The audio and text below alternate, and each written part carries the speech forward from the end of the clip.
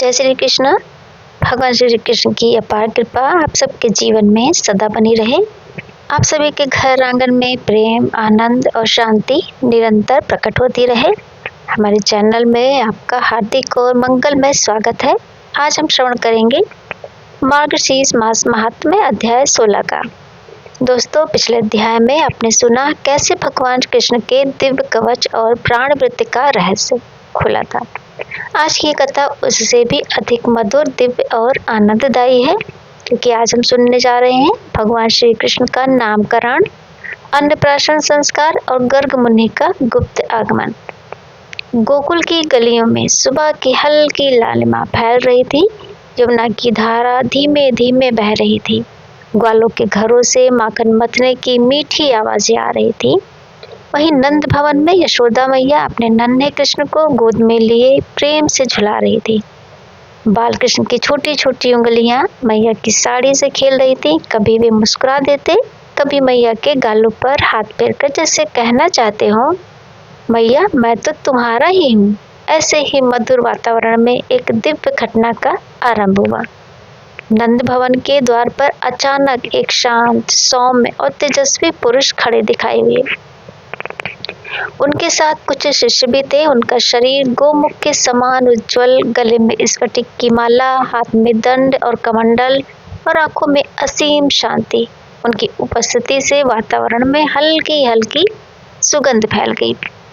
यशोदा जी तुरंत उठी, नन्हे कृष्ण को गोद में लिए उनके चरणों पर झुक गई। नन्हे कृष्ण ने भी अपने छोटे हाथ जोड़कर प्रणाम किया।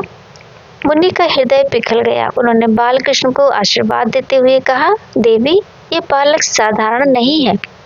इसके शरीर से जो दिव्य आभा निकल रही है वह स्वयं ब्रह्म का रूप है। यशोदा जी के लिए तो ये शब्द अमृत से भी अधिक थे।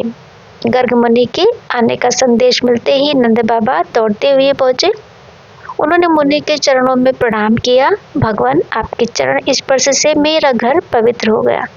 गर्ग मुनि मुस्कुराए। फिर नंद बाबा ने उन्हें एक शांत, सुगंधित कक्ष में ले जाकर आसन ग्रहण करवाया। शिष्यगण भी विनम्रता से बैठ गए। अब वो समय आया था जिसका नंद और यशोदा को वर्षों से इंतजार था, अपने पुत्र कृष्ण के वास्तविक स्वरूप का। गर्ग मुनि ने धीमे, मधुर और गंभीर स्वर में कहा, नंद सुनो, मैं गर्गाचार्य हूँ, यदुवंश का पुरोहित। वसुदेव जी ने मुझे गुप्त रूप से यहाँ भेजा है, क्योंकि वे जानते हैं कि कंस को यदि पता चल गया कि ये बालक कौन है तो वह अवश्य बाधा डालेगा। देवी, देवकी के गर्भ से जन्मे जिस दिव्य शिशु को उन्होंने गोकुल भेजा है वह तुम्हारी गोद में खेल रहा है। नंद बाबा और यशोदा मैया स्तब्ध रह गए। उनके हृदय की धड़कन तेज हो गई, पर आंखों में प्रेम का सागर भर आया। गर्ग मुनि आगे बोले, नंद, ये बालक कोई साधारण शिशु नहीं, ये वही है जो सतयुग में श्वेत रूप, त्रेता में लाल रूप, द्वापर में पीत रूप और अब कलयुग के आरंभ में कृष्ण वर्ण में प्रकट हुए।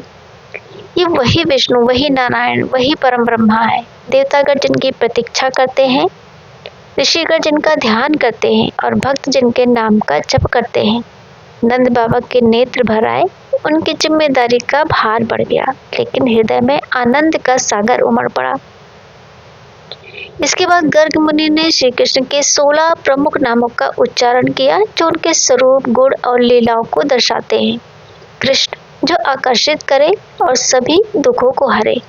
देवकी नंदन, देवकी के आनंद। यशोदा नंदन, यशोदा के लाडले। वासुदेव, वासुदेव के पुत्र। हरि, पापों को हरण करने वाले। राधा बंधु, राधा जी के प्राण सखा।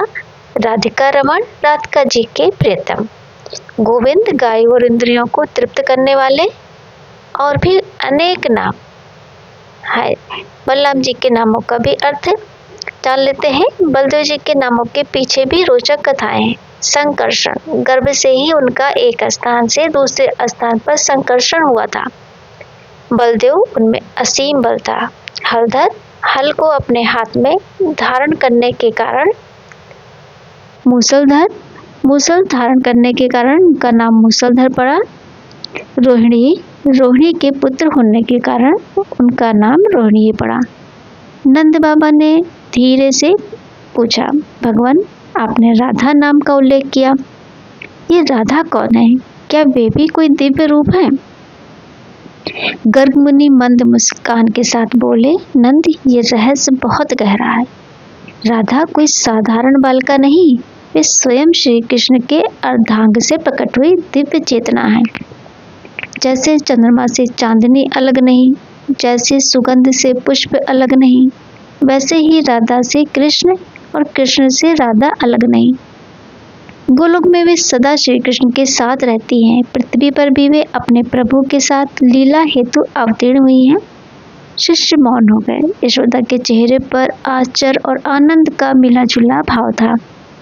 गर्ग मुनि बोले, नंद, ये बालक आगे जाकर के पूतना, तृणावर्त, शंखचूड़ जैसे दैत्यों का अंत करेगा, गोवर्धन को उठाकर ब्रज की रक्षा करेगा, गोपियों के हृदय में भक्ति का दीप प्रज्वलित करेगा, रास रचाकर प्रेम का अमृत बांटेगा, मथुरा जाकर अत्याचारी कंस का वध करेगा और द्वारका नगरी बसाएगा, संसार के अनगिनत प्राणियों का उद्धार करेगा और अंत में राधा व ब्रजवासियों के साथ गोलोक लौट जाएगा।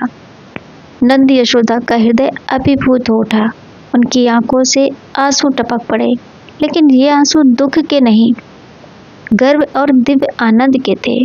फिर गर्ग मुनि ने कहा, नंद, अब समय है, मैं इस बालक का नामकरण और अन्नप्राशन संस्कार करूंगा, परंतु ये कार्य गुप्त ही होना चाहिए। एकांत में जल, गाय का दूध, दही और तिल रखे गए, दिया जलाया गया, मंत्रों की गूंज से कमरा पवित्र होने लगा। गर्ग मुनि ने पालने में बैठे कृष्ण को देखा और उनकी आंखों में भरपूर प्रेम उमड़। उन्होंने कहा, ये बालक कृष्ण कहलाएगा, क्योंकि इसका वर्ण श्याम है और हृदय प्रेम से भरा हुआ है। ये सबका आकर्षण बनकर जन्म जन्मांतरों के पाप धोएगा। फिर हलधर जी का नामकरण किया और कहा, ये समस्त शक्ति का प्रतीक होगा, गोकुल का रक्षक होगा। यशोदा और नंद ने कृष्ण को अन्नप्राशन करवाया। एक छोटा सा कौर जो दिव्यता से पूर्ण था, जैसे धारा स्वयं आकाश को अपना अर्पण दे रही हो। संस्कार पूर्ण होने के बाद गर्ग मुनि उठे और बोले, नंद, तुम धन्य हो, तुम्हारी गोद में स्वयं परमात्मा खेल रहे हैं। इनका पालन अत्यंत सावधानी से करना, दुनिया जाने या ना जाने, पर तुम समझ गए हो कि ब्रज में कौन पधारा है। नंद यशोदा ने हाथ जोड़कर प्रणाम किया। गर्ग मुनि मुस्कुराए, मंत्र फूंक कर बालकों को आशीर्वाद दिया और धीरे धीरे नंद भवन से प्रस्थान कर गए। धीरे धीरे उनकी छवि ओझल हुई, पर उनके वचन वर्षों तक ब्रज की धरा पर गूंजते रहे। दोस्तों, अगले अध्याय में हम सुनेंगे गर्ग मुनि द्वारा दिए गए अंतिम रहस्य और नामकरण के बाद ब्रज में हुई अद्भुत घटनाएं। उम्मीद है आज की ये दिव्य कथा आपके हृदय में भक्ति, प्रेम और ज्ञान का दीप प्रज्वलित कर गई होगी। अगले अध्याय में हम सुनेंगे गर्ग मुनि द्वारा दिए गए अंतिम रहस्य और नामकरण के बाद ब्रज में हुई अद्भुत घटनाएं। यदि आपको ये लीला पसंद आई हो तो प्लीज़ वीडियो को लाइक करें, शेयर करें और सब्सक्राइब कर दें। फिर मिलेंगे अगली वीडियो में, तब तक के लिए जय श्री कृष्णा दोस्तों।